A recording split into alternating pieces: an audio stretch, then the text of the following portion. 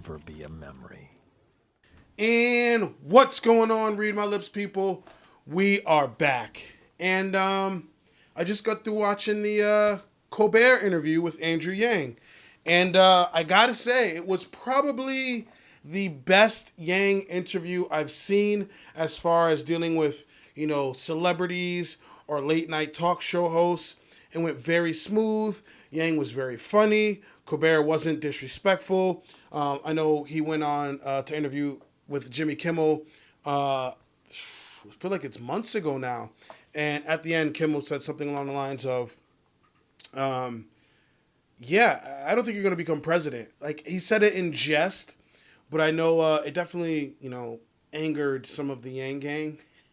But yeah, Colbert didn't do anything along those lines. It was just cool. It was a cool interview. I enjoyed it. And so we're going to watch it. We're going to watch that interview. I'm sure a lot of you have seen it already. But if you haven't, I'm going to play it here. It's about 10 minutes. Hey guys, future Read My Lips here. I'm talking to you from the future. Yeah, so my intended purpose was to show the entire interview, the Colbert Yang interview. It actually was uploaded yesterday, but it was blocked. And I don't mean like it was claimed and it had limited ad revenue, because I could really care less about that. I care more about getting Yang's message out there, but it was actually blocked worldwide. Like, the video couldn't be seen worldwide. And there was nothing I can do. As long as I had video clips of that in there, it was going to be blocked. So what I did was I took the audio from the interview, and we can listen to the audio. Again, it's a cool 10-minute interview. If you love some Yang, I'm sure it'll breeze by, even if you aren't actually watching the video. But I had to take the audio and just use the audio instead of the video to prevent it from getting claimed. Because like I said, I uploaded it yesterday, but it was blocked. So Read My Lips from the future is just letting you guys know. So enjoy the clip. Back to your regularly scheduled programming.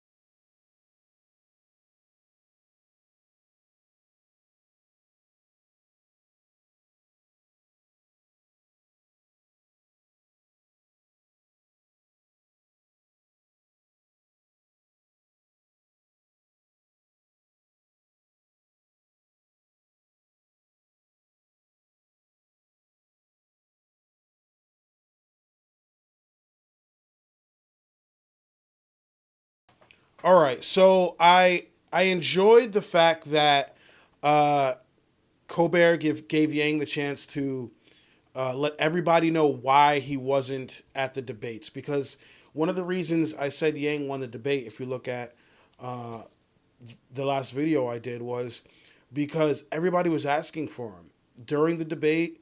All over social media, people were asking, "Where's Andrew Yang? Why isn't Andrew Yang there? This debate's not the same with Andrew Yang." And mind you, this wasn't just Yang gangers. This was Johnny Know Nothings and Susie Know Nothings, just everyday people who don't delve deep into politics and sort of watch the debates like a WWE event. But they were all looking for Andrew Yang. So this was an opportunity for Yang to express why he wasn't there. And he did a good job at that. So the other thing I like is that Colbert also asked him, you know, a question or questions of what would have been asked at the debate if he was there. So he asked him, you know, the question involving Iran and what Yang would have done. And Yang answered, you know, he answered perfect. You know, he said Trump responded disproportionately. And it was just articulated very well. And I think he came out of that interview with some more Yang fans. Now, I always say Yang's like a rock star, and Colbert noticed this too. He said, go back to any of my videos. Go back to any of my videos. I said Trump knows how to play a crowd, and you need somebody that knows how to play a crowd, and that person is Andrew Yang. I always call him a rock star, and he did just that when he came out. You know, he had the crowd going, and he set the mood, and he set the tone, and he kept the energy for this interview, and it was just dope. You know, I've seen him on Dr. Oz. You know, we've seen him on Ellen. We've seen him in a lot of interviews, but I think this one, if it wasn't the best, it was one of the best as far as like dealing with these talk show hosts in late night talk shows. Now, I don't think Colbert's Yang Gang, because I heard people asking, is Ellen Yang Gang? Just because they have you on their show doesn't mean that you are now in support of that candidate. Again, I think one of the things is people like Andrew Yang, surface level. I think they like Andrew Yang, but they're not everybody's ready to jump ship. So yeah, I don't think Colbert's Yang Gang. I don't think Ellen's Yang Gang, but I do love the fact that he gave Yang a chance to speak and gave him a respectable interview.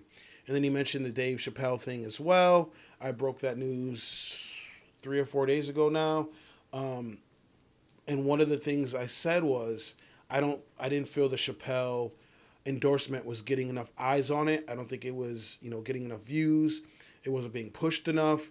But within the last day or two, I'm starting to see people embracing and talking about the Chappelle thing.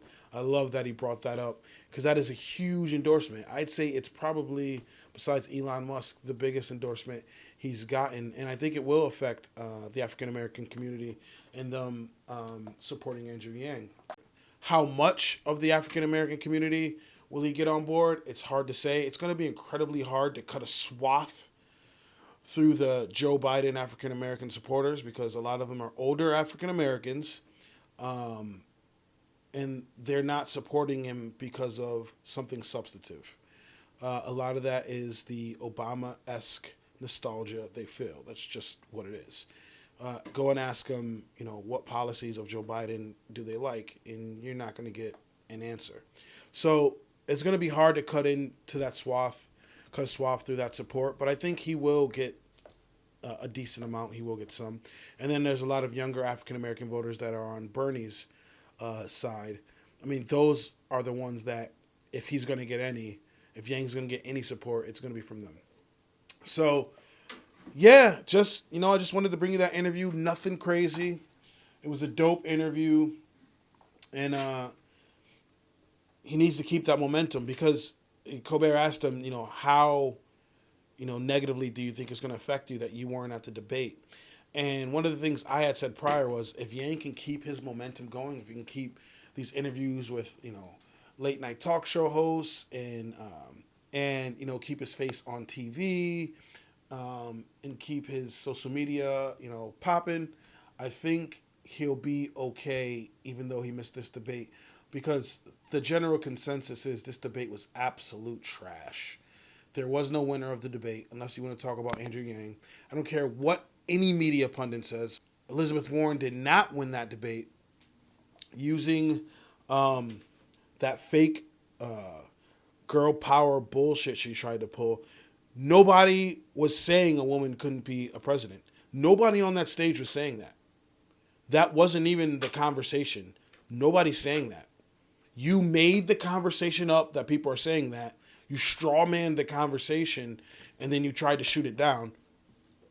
But nobody was saying that. You made that up. So, and do I believe sexism exists? Absolutely. Was that what affected Hillary Clinton? No, she won by 3 million. She won the popular vote by 3 million. She just didn't win where it counted. So, look, you know, Warren's probably done. She's probably done. She put something on social media. She could say hi on Twitter, and you're going to see a whole bunch of snake emojis. She sealed the deal. This is going to backfire. It was probably one of the dumbest things she could have did. It just came off as very gross, very cringeworthy. Again, I always say, if you want to beat Bernie over the head with policy and facts and substance, go right ahead. But this, it was already a shit debate. This just put it over the edge, the whole Warren thing. All it made was for glorified media gossip. So I think this didn't hurt Yang not being at that circus. Again, you can click the link, the card above, if you want to watch my analysis on that debate if you haven't already. But I think he'll be fine. And now, you know, Iowa and New Hampshire is the focus at the moment. So I'm not going to keep you guys too long. I just really wanted to bring you guys that interview. I was doing a live stream at the time that interview came out. And I would have had it up earlier, but we had to wait a day for it to even come out. So, yeah, hope you enjoyed. If you like what you see, if you like what you hear, please like, comment, subscribe. I'd really appreciate it. If you don't, let me know in the comment section why. I'm always down to talk about it. I have a Cash App, a PayPal, and a Venmo link in the description below. Please feel free to donate. Every little bit helps. RJ's been asking for donations. He needs food. Look, RJ, come here, RJ. Please, sir. I just need some food. Any donations for food will help. I'm going canvassing in about a week or two, and I can't afford to lose any weight.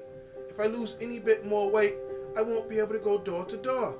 So please donate to Read My Lips. I'd greatly appreciate it. It's from RJ. Talk to you guys soon. Peace.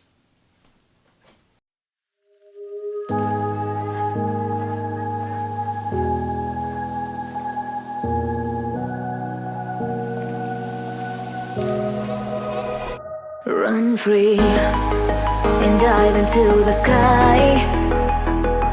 Hear the wind crying out its prayer.